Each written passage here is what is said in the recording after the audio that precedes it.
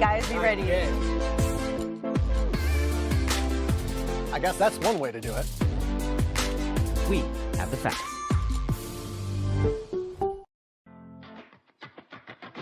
Hi, my name is Rick Howe. I'm the host of Talk Back to Television here on USA Today. This is my new show called Talk Back for Change. We are talking to people in the entertainment business who are working in their communities to make a real change. Stay tuned. I think you'll.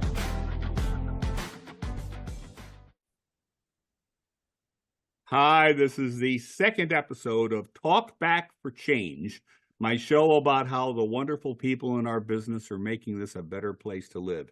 And today's guest is none other than Ashley Swartz. Ashley, how are you? I'm blessed. How are you, Rick? Nice to see you. And the first time I believe I met Ashley, we were just chatting about this, was I had a panel in New York City in 2012. And I found out that Ashley, who was on my panel, had been just days before that panel distributing food and helping the families on the Jersey Shore after Hurricane Sandy.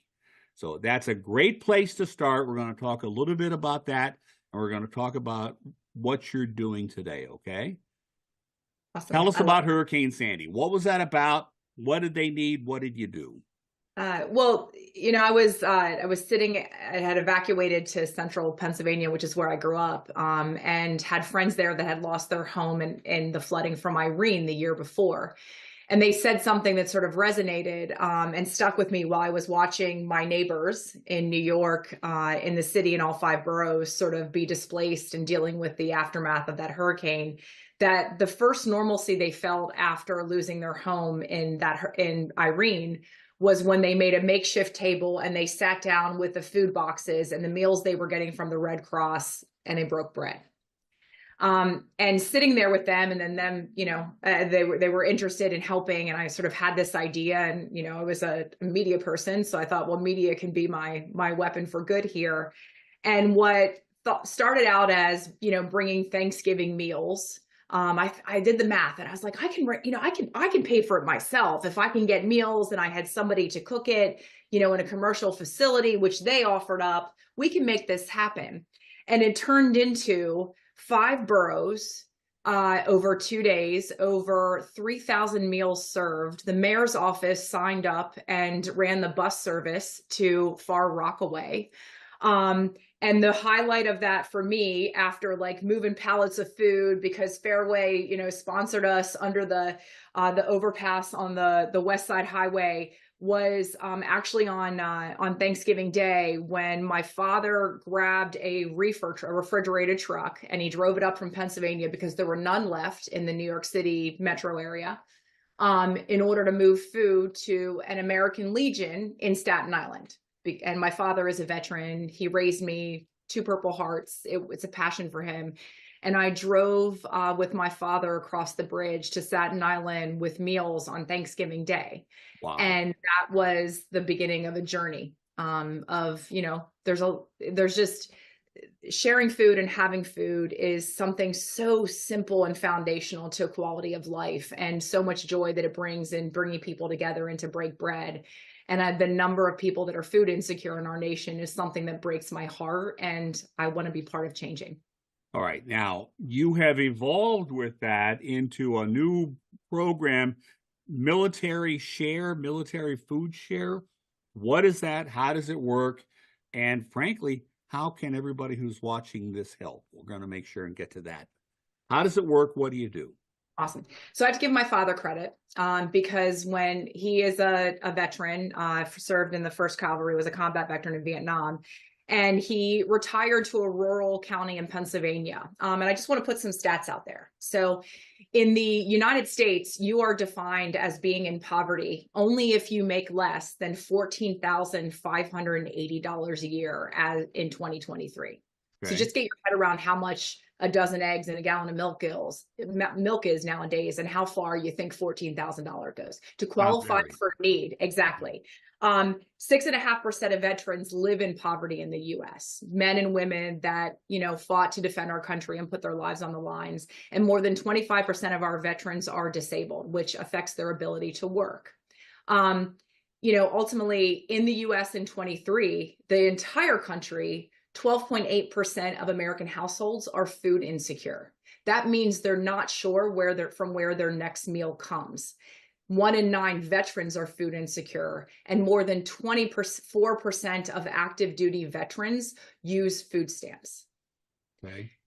So this is America. I mean, this is America, and this is just, to me, unacceptable. And so I have to give my father credit, having moved to a rural, location for retirement. Typically, you have a higher percentage of the population above the poverty line. You also typically have a larger concentration of veterans. And so, he got very involved in his community in the American Legion and sort of started to see the need and started a program called Military Share that is a national program. But he has grown it to be one local that gets national attention because of its success. So essentially what the program is that he raises money, 100% of the funds and proceeds raised, much of which are provided through grants from the Elks, the American Legion, the VFW locally, and individuals, particularly my friends and in the media industry, generously donate every year. They essentially buy food at cost from the local food bank. Okay. And then in addition to that, they get additional food to supplement it so that they provide monthly boxes to veterans and their families in need.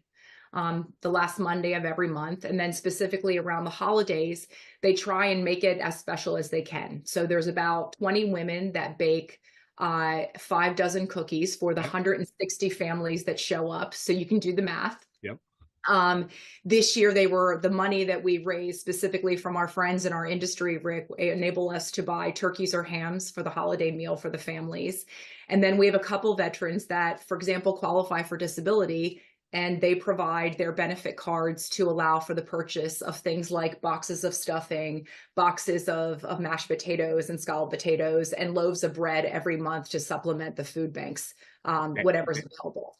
We're going to run out of time. I want to make sure this is not just about Thanksgiving. This is all year long, and we'll put a tag when we run this, but how can people help?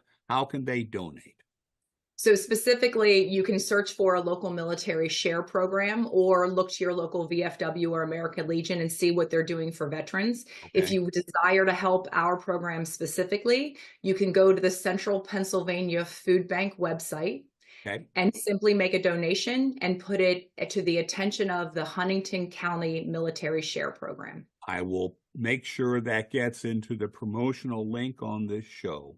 I'm grateful. And Ashley, I think that's astonishing that with everything else that you do, you are providing food and love to the people in this community who need it the most. And they give it back tenfold. I am sure they do. All right. That is the end of this show. It is a short show. We are talking with Ashley Swartz, who, by the way, is CEO of Furious Corp. Have to make that point. But she is making a difference, and she is changing this community. And I will say to everybody as we sign off, you can all do the right thing. Bye-bye.